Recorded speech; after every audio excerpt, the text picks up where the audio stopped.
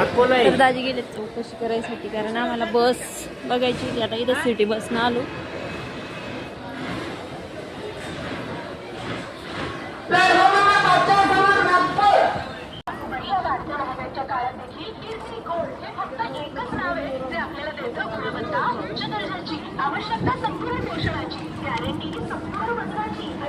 तर इथे एक बस चालूच आहे. तर ती जाफराबाद बस होती, तर ती भरलेली होती, त्याच्यामुळे मी आता परत आले इकडे.